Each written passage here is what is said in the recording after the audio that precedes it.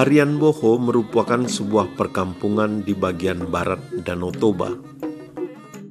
Perkampungan Harian Boho sering disebut dalam ujaran lama sebagai Turpuk Limbong dan dalam administrasi modern menjadi salah satu kecamatan di Kabupaten Samosir.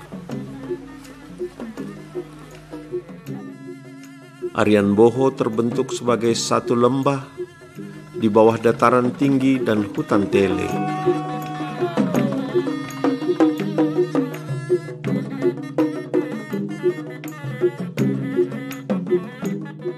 Praktik upacara lama seperti Horja Bius pernah berlangsung di sana, mengikuti induknya di Cianjur mula-mula, Limbong dan Sagala. Sitor Situmorang menganggap Harian Boho sebagai lembah kekal.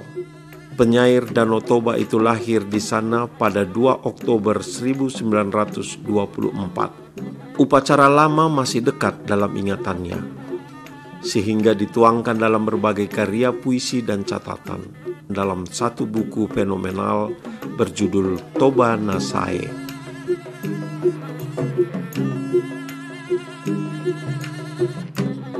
Salah satu puisi Sitor Situmorang diberi juga dengan judul Harian Boho. Tempat kelahiran itu sangat mengikat dan selalu memanggil-manggil di rantau.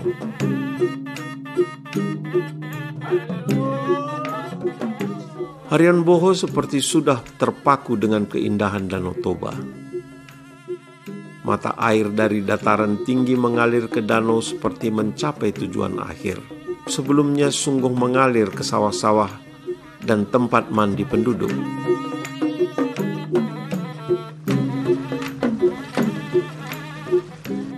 Dulu pun untuk menjaga keindahan danau dilakukan upacara di tepian, sekaligus permohonan kepada kekuatan alam yang memberi kesuburan dan yang dapat menunda kemarahannya dalam bencana.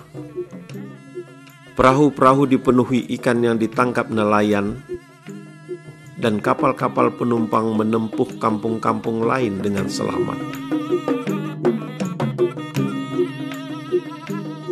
Danau Toba salah satu kiblat makrokosmos selain Gunung Pusuk Buhit bagi masyarakat Harian Boho. Sitor Situmorang dalam salah satu judul puisinya merindukan itu semua. Danau Toba. Aku rindu pada bahagia anak yang menunggu bapaknya datang dari gunung membawa puput, sepotong bambu tumbuh di paya-paya. Pada perahu tiba-tiba muncul sore dari balik tanjung di balik danau, membawa ibu dari pekan dengan oleh-oleh kue beras bergula merah. Aku rindu pada malam berbulan, kala si tua dan si anak mandi sinar purnama. Berkaca di permukaan danau biru, sebelum air menggelucak di musim kemarau. Aku rindu pada bunyi seruling gembala, bergema di bukit memenuhi lembah, pada permainan di gua-gua batu penuh lebah, kala api panen mengusik hewan di tengah sawah. Aku rindu pada tebing hijau, tempat ikan emas bercengkrama, di antara lumut menggeliat bening seperti taman zamrud dalam impian. Kalau pengalaman dunia ini, ya itu memandang balik ke belakang jalan kehidupan itu, pengalaman, dapat kesempatan mengunjungi berlama-lama, bahkan tinggal di negeri orang.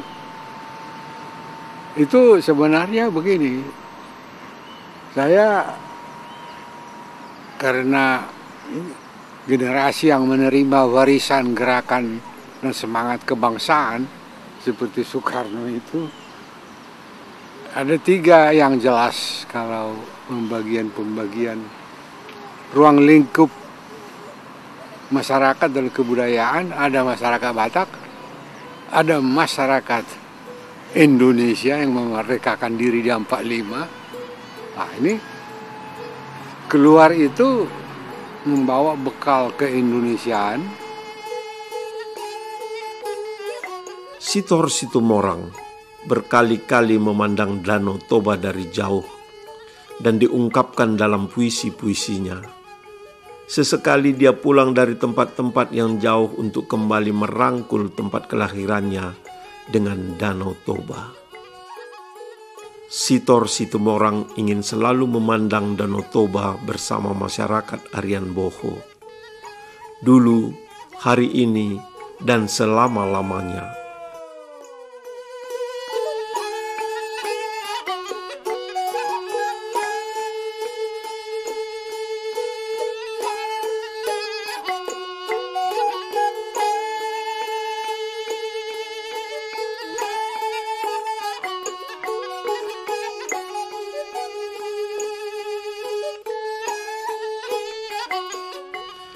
Sitor Situmorang pun memilih jasadnya dikembalikan ke Harian Boho dan berbaring di lembah kekal dan memandang Danau Toba.